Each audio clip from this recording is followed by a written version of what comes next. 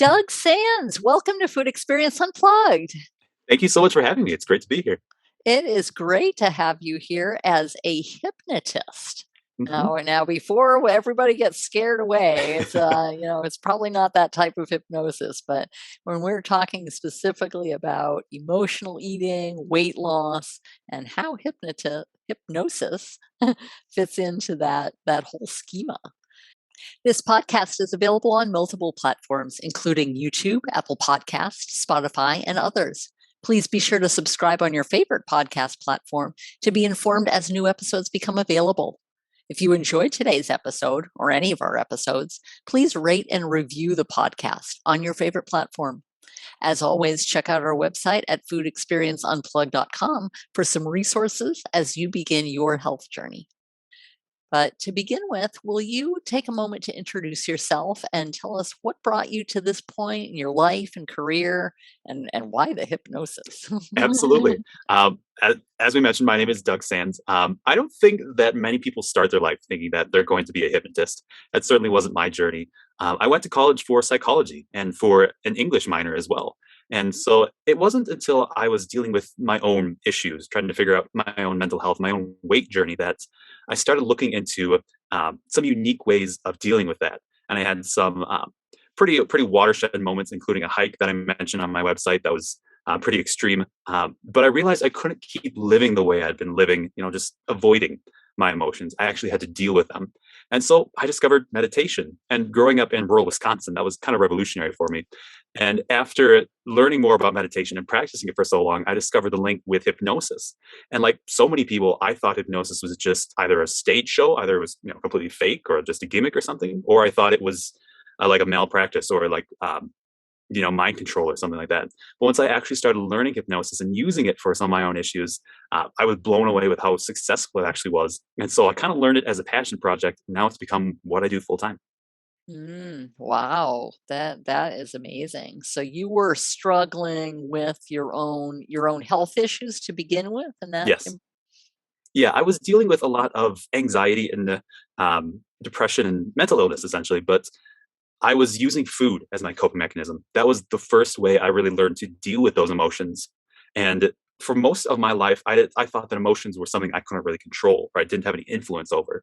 And so the only way I could fix that was to use food to kind of push it aside. And so that was even after I kind of lost the weight and got healthy. One of the biggest struggles I still faced was using food as a tool rather than just to feed my body.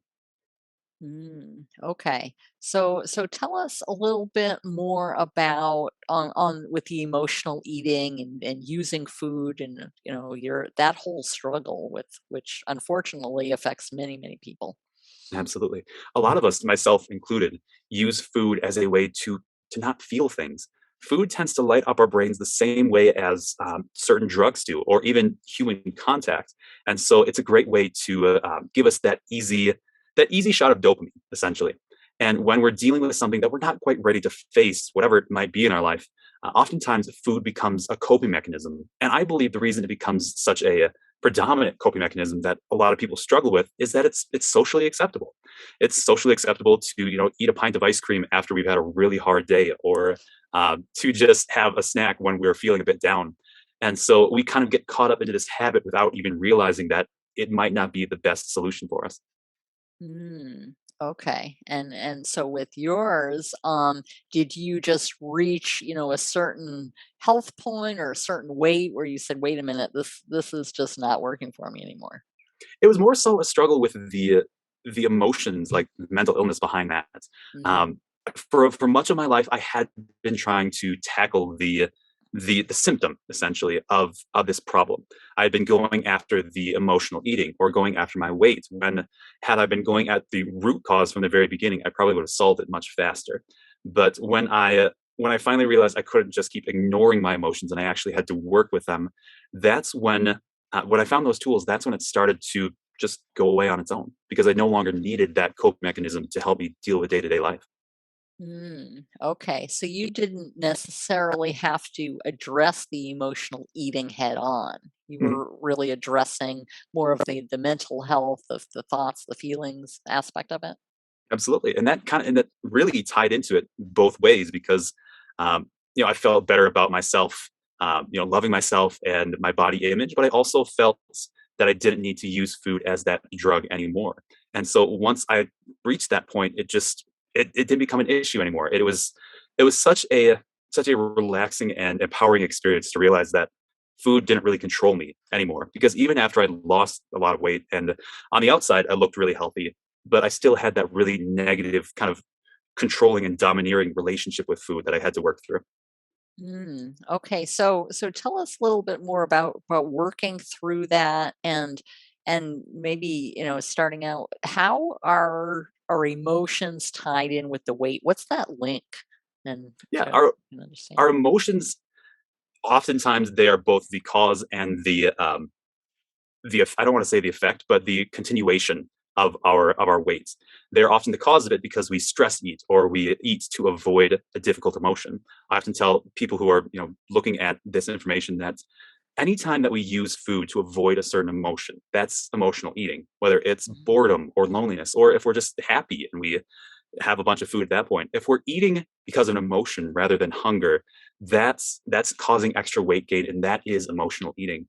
But also, our emotions can help perpetuate that weight because our minds tend to use extra weight as either a survival skill or as protection. When we have extra weight, extra fat is fuel. And our primal minds still believe that we need that extra fuel just in case a famine hits or something terrible goes wrong.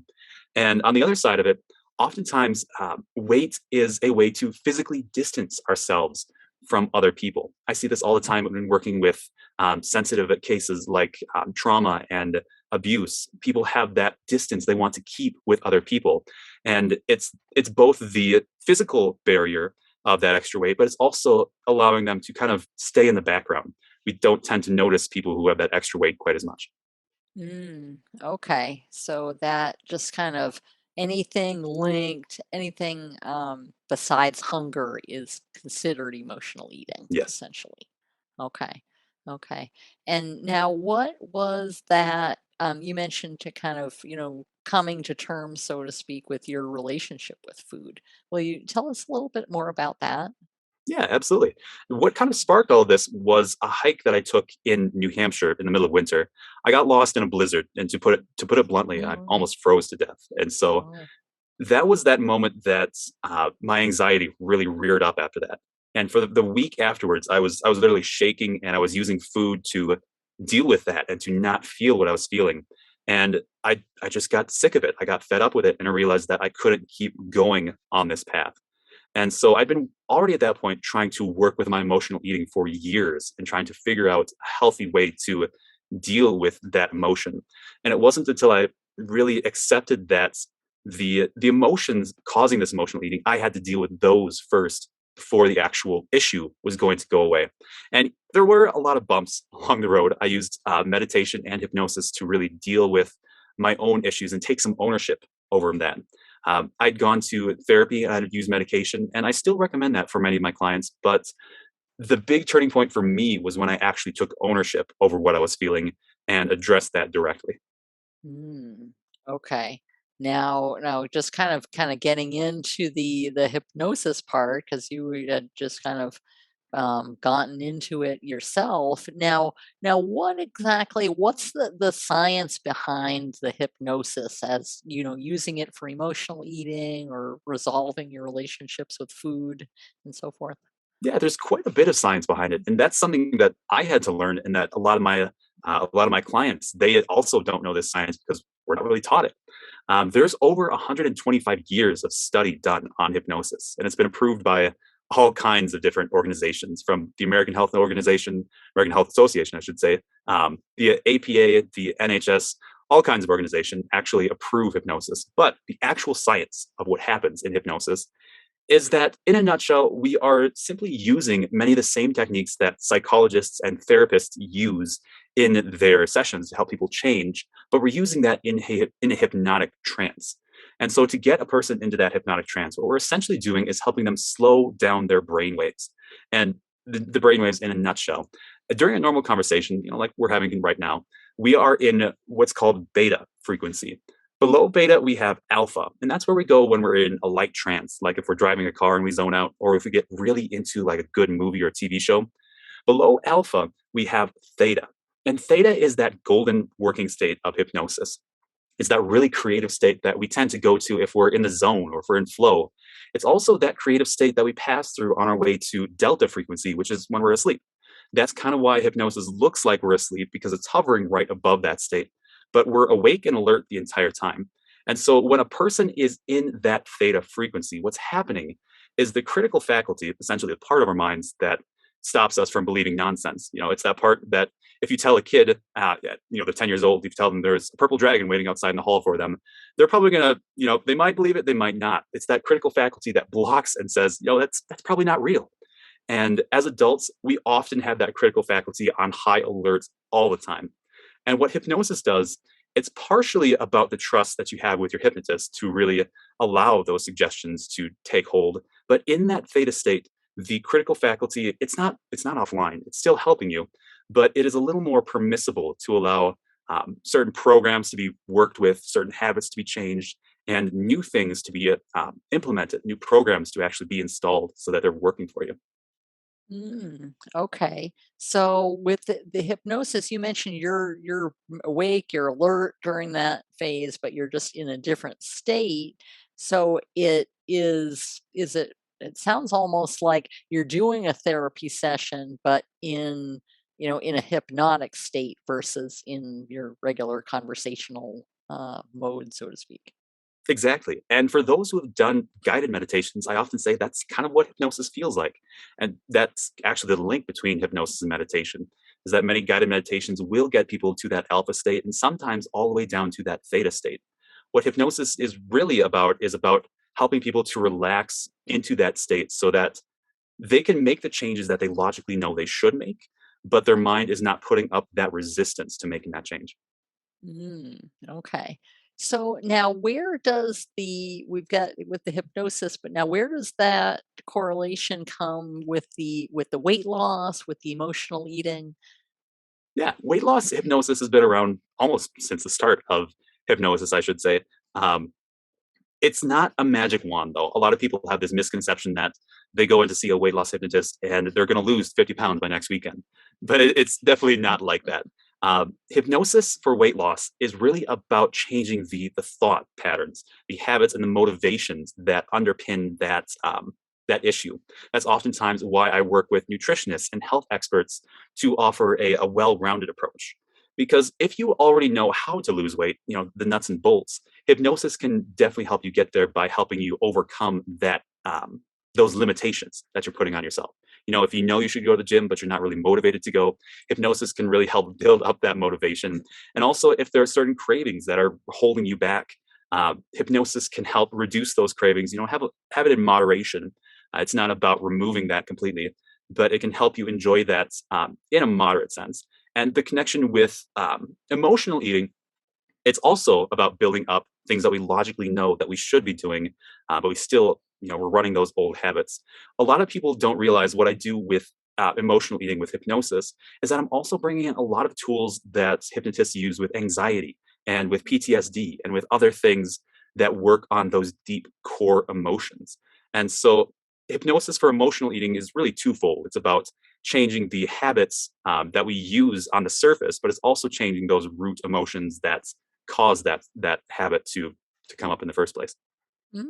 Interesting. Okay. So it now I don't know, short of I guess A/B testing and other things, but as far as um I guess results through weight loss hypnosis versus typical therapy for the weight loss for the emotional eating. Is there some kind of science or observations that you've seen in comparison? There are. Yeah, there are quite a few studies that have looked at the efficacy of hypnosis. I've got a couple on my website if people are interested. There are also a lot just on Google Scholar. If people want to know more, they can simply go to Google Scholar and type in weight loss and hypnosis. Anyway, the nuts and bolts of the numbers. Weight loss hypnosis, it's not effective for everyone. There are hypnotists out there who will claim they can fix anything, and I don't quite believe that because It's all about that relationship that which you build with the client. And if the client is not ready to change, that change is not going to happen no matter what I do. And so oftentimes when I'm working with programs, I see anywhere from like a 70 to about a 90% success rate. With the studies out there, there are some studies that have found about a 64% success rate, some that have found about a 95% success rate. And it's really based on what the metrics are. Is it, they lost any weight at all? Or is it that they lost weight, over the next 2 years? But just to put that in comparison, um, there's a study that I reference all the time about weight loss surgery, and that researchers have found that those who undergo weight loss surgery, about half of them will actually gain all the weight back or more within 2 years. And that's really what hypnosis is working on. It's not like the physical change, it's the habits and the um, motivations and the issues underlying it that would actually cause you to gain weight. And once those are gone, or at least dealt with, then it's no longer much of an issue. Okay. So you mentioned kind of getting to know the client to begin with. So do you begin your sessions or work with somebody by just having regular therapy sessions and then moving into the hypnosis? I actually don't do regular therapy, but in the beginning of a hypnosis program, I will spend that initial whatever it might be before that session. Maybe it's 15 minutes, maybe it's half an hour, 45 minutes, getting to know a person's what their thoughts are about hypnosis, as well as what specific issues and definitions of those issues they're working with. Because my definition of emotional eating is not the same as everyone else's. And so I really want to know what exactly they're struggling with so that I'm not giving them suggestions that might help other people, but that aren't a perfect fit. It's really about communicating to them in their own frame of the world, so that those changes are actually going to stick with them. Mm, okay. Now, you mentioned also like disordered eating. Do you kind of work with others who may have anorexia or bulimia or other eating disorders as well as the emotional eating part? I absolutely do. And just as a disclaimer, I'm a hypnotist, not a doctor or a nurse. And so I tell people that I can't work directly with your anorexia or your bulimia because that's a diagnosis. But I can work with your disordered eating. And if this thing called anorexia just happens to go away, that's fine by me. So it's simply about having that kind of workaround for them. It's oftentimes that same issue of emotional eating. It's simply at another level. Hypnosis is actually quite effective for working with disordered eating because it is that habit. Oftentimes, people with anorexia or bulimia or other types of eating disorders, they know they want to change, but as soon as that trigger hits, it's like they automatically do it. And oftentimes, when working with anorexia or body image issues like body dysmorphia, um, it's that perception. It's that perception of what our bodies look like and what our bodies are supposed to look like via our societal norms. Oftentimes, we are kind of programmed to believe that what we see on Instagram with all of the airbrushed models and Photoshop pictures, that's how we're supposed to look, even though it's probably not physically possible for our bodies. And so, hypnosis can really help to remove some of those standards that we have unfairly set for ourselves. Okay, interesting. Now, do you have I guess success stories, for a lack of a better word here, in terms of those with whom you've worked or associated with, in terms of the effectiveness of the eating hypnosis versus other means or other tell us maybe a little bit about the journeys of people. Yeah, absolutely. In recent times, I've been actually asking more clients to record some video information that I can share with webs on my website, so people can actually see those results and see the person behind, the review or whatever. I've got a few reviews on, Google and on my website, but perhaps the most telling, um, perhaps the most telling journey that I've worked with is one that I'd love to share just in brief. And anyone listening, just know that all of my information that I'm sharing, it's confidential, and so all names are changed, all information is changed. Um, I was working with this woman out of the South in the U.S. She was from Mississippi or Alabama, and she had been struggling with her weight for almost all of her life, and she'd been really attacking it with like Weight Watchers and dieting and fad diets and really restrictive things that really it helped in the short term. They helped her lose weight for those 30 days. But as soon as that diet was over, she was back to exactly the habits that she'd built up beforehand. And so when working with her, I worked with a program. So I offer two different programs. One is specifically about weight, and one is specifically about emotions behind the weight. Mhm. She wanted to do what's called the virtual gastric band, which kind of mimics that actual gastric band surgery. And it's really just about increasing the full signals so that we stop automatically when we've had enough. But Mm. I worked with this woman with the virtual gastric band, and it's a 4 session program. And after the first session, she was a little bit hesitant. She wasn't quite sure what was going to happen. And when she came in for that second session, she was blown away because that very first meal that she'd had, she'd stopped halfway through that plate because she said it wasn't comfortable anymore. I no longer felt I needed that food. And so I just pushed it away. And so in the follow up sessions, we worked a little bit more on the emotions just to help wrap that up. But she actually, the reason I mentioned this is that she contacted me about 3 days ago and said, "Hey, this has been almost 3 years now. And I just want to let you know that I'm feeling fantastic and I'm at a comfortable weight now." And she just wanted to say thank you. Mm, okay. So, like in her situation, it was more kind of linking it to the surgery, trying to dissect to exactly what was happening there. Yeah. So in a nutshell, the virtual gastric band, it's called that because it has that link with what people already trust with surgery, Sure. but it's all about increasing those full signals and changing the habits of overeating. Oftentimes, my clients think that every single time you eat, you should eat to feeling stuffed. Or oftentimes, what I work with is that people think, or they grew up in households where they had to clean their entire plates, even if they didn't really want that extra food. And so it's often about removing those roadblocks, and then the key of that entire program is simply increasing those full signals because our brains and our bodies naturally send those full signals back and forth. But oftentimes we don't get that complete full signal until about 20 minutes after we eat. And so it's really about moving up that signal so that we know as soon as we have reached that point that that's all we really need for this meal and we can have as much as we want in the next meal. Okay. So more on I guess what do you subconscious thoughts and feelings that people have struggled to resolve versus just having a just regular what was it, the beta waves are the Yes. normal ones. Yep. Yeah, regular beta conversation, so to Yeah. speak. Absolutely. And it's touching on that, it's a lot of us think that we are logical creatures. We kind of choose our own path, but when we actually look at our day-to-day actions, at how many of our actions are actually created by habit, by those subconscious and unconscious programs that we're running, it's kind of startling. Our minds are kind of running a lot of things in the background, whether it's brushing our teeth or thinking about things during a morning commute, and our mind is keeping us safe on that drive. Our mind is really running things in the background while our conscious attention is kind of kind of going off on its own thing. And that's why I find hypnosis to be so effective by working with that directly. Mm, okay.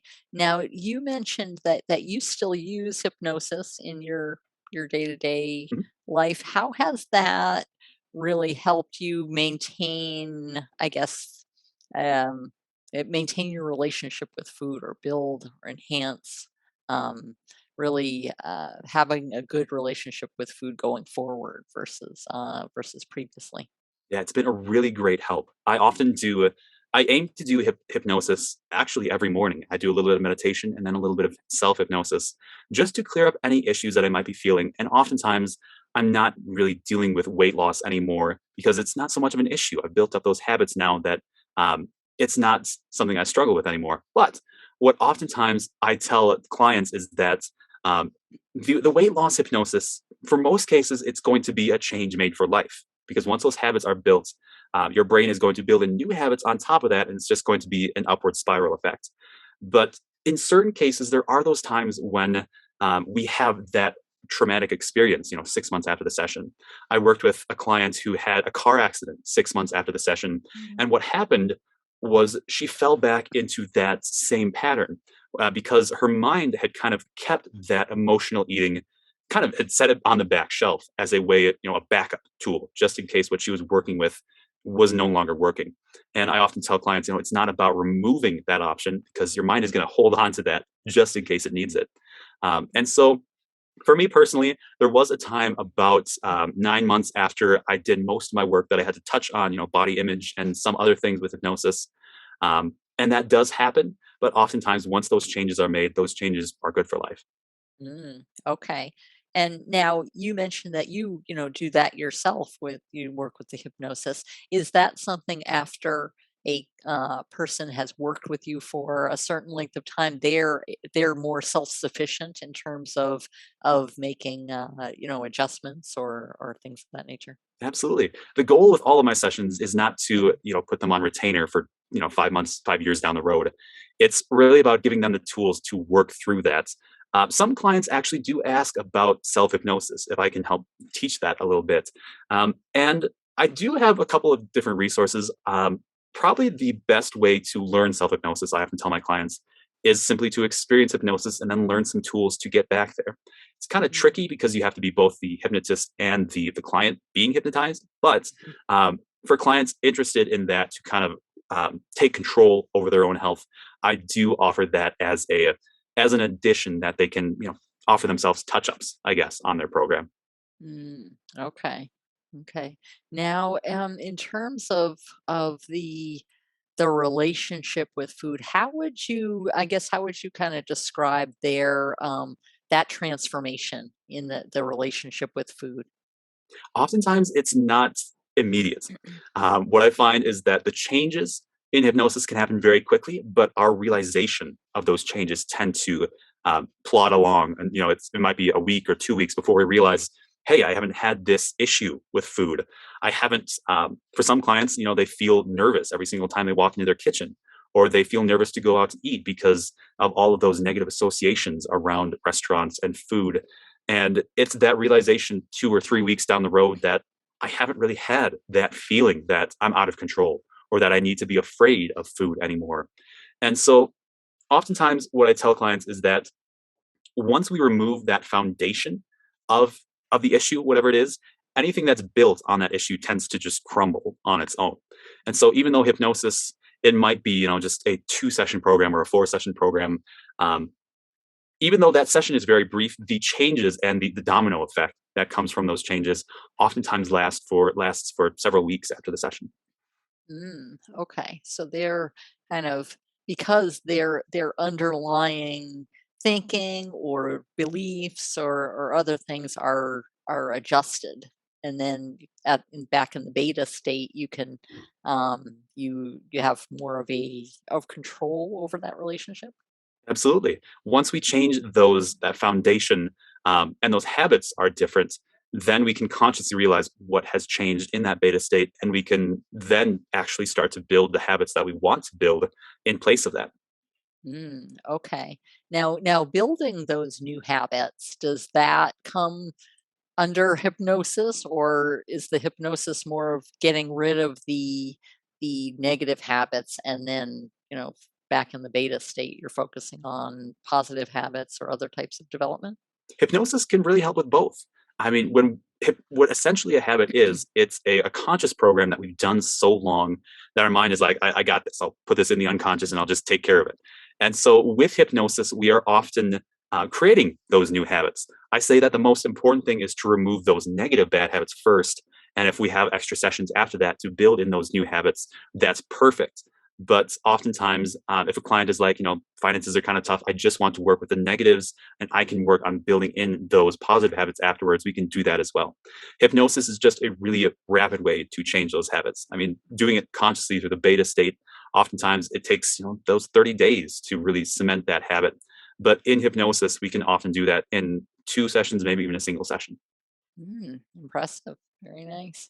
Now, for those just starting out, they might be struggling with various aspects of emotional eating or building their relationship. What is the first step? How do people get started in really making lasting change for themselves? Yeah, what I recommend if someone wants to go the hypnosis route or is even considering that route, I would recommend first trying hypnosis. When I first started, oftentimes I would just put people in that first session and they would be really uncomfortable with what hypnosis is. And so now when someone signs up for a session, I actually have them do a recorded hypnosis audio at least 3 times before the actual session, just to see what the effect is like. And so there are a lot of free resources on YouTube. I've actually got some free hypnosis resources if people are interested in that. And if someone goes through that and they're still thinking that hypnosis isn't quite for them, I encourage them to look at it through another tool, whether that's therapy or whether that's just general counseling or just noting their specific habits, whatever root causes might be causing those, and working through that in their own life through meditation or another tool that they can use to really touch base with themselves. Okay. So hypnosis is not for everybody, it sounds like. Yeah, I believe that everyone can be hypnotized. Yeah, I mean, we're doing it all the time, whether it's as the driving trance or if we are in a good movie, we consciously know those pixels on the screen aren't real, but we still jump when the horror comes out behind the door or something. I believe that everyone can be hypnotized, but again, it's all about that trust that you have both with hypnosis and your hypnotist. And so, if hypnosis just doesn't feel right for you, there are other ways to deal with the issue. Okay. Now, do you focus more on the hypnosis part, or if someone decided, hey, this is just isn't for me, do you still work with them in a guess a non-hypnotic state? Yeah, what I most of my work is hypnosis, especially now that I've specialized in this for so long. Sure. I do also do work with NLP, with EFT, with faster tapping techniques. But if someone is like, I really, it's a little too woo woo for me, or I want something more standard. I do have some really great relationships with therapists, with health experts like dietitians and nutritionists and weight loss coaches. And if it's just not a good fit, I do recommend that out to other people. Okay. Okay. Now, for those, with just getting started and things of that nature, I mean, what, with regard to the whole emotional eating, the weight loss, the building your relationship, what are some of the most important things that that people can know or keep people can learn as they go into this whole new journey, so to speak? Yeah, one of the most important things I always stress with people is that you really ought to be kind to yourself on your weight loss journey. Because beating yourself up is not only making yourself feel terrible, it's actually reinforcing that issue. Because what we focus on, our mind tends to repeat. What we celebrate, our mind tends to think, this was what we're supposed to do, right? And so it continues that habit. And I also stress that oftentimes, especially when working with disordered eating, people think their brains are at odds with them. They are fighting their minds, where the mind, it's trying to help you. It's on your side. The mind wants to help you because if it doesn't help you, then it really has nowhere to live.